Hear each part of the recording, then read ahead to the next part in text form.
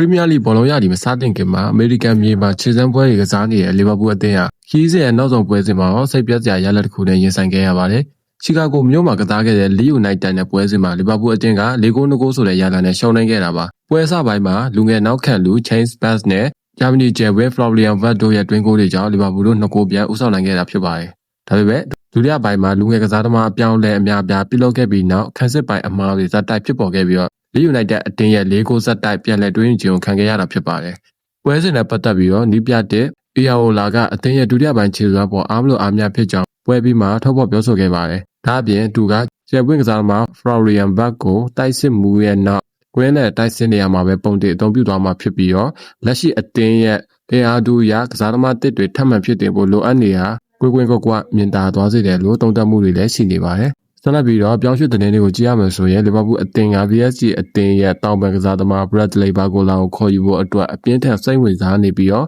ဆွေးနွေးမှုတွေပြုလုပ်ဖို့ပြင်ဆင်နေကြောင်း Fabrizio Romano ကတည်ပြုထားပါတယ်။အပြိုင်တက်တဲမှာပဲ Alex Scott ကိုခေါ်ယူဖို့သတင်းတွေကလည်းပုံမကျေလောင်လာပါတယ်။ဝါဖလာပြိုင်ပွဲကြောင့်အားလည်းရပုံမရရှိထားတဲ့အဓိကကစားသမားတွေဖြစ်ကြတဲ့ Alisson Becker, Alexis McAllister နဲ့ Daniel Munoz တို့ကလာမယ့်အပတ်အင်္ဂလန်ကိုပြန်လည်ရောက်ရှိလာမှာဖြစ်ပြီးတော့အသင်းနဲ့ဓာတ်ရိုက်ပူးပေါင်းပြီးလေ့ကျင့်ခန်းပြန်ဆင်တော့မှာဖြစ်ပါတယ်။ပရိသတ်တို့ရောလီဗာပူးအသင်းပရီးမီးယားလိဂ်ပြိုင်ပွဲမစတင်ခင်မှာမဖြစ်မနေလူဝင်အားဖြစ်တင်မှုတွေဆက်လုပ်ရအောင်မယ်လို့ထင်ပါသလား။ကွန်မန့်မှာရေးပေးခဲ့ကြပါဦး။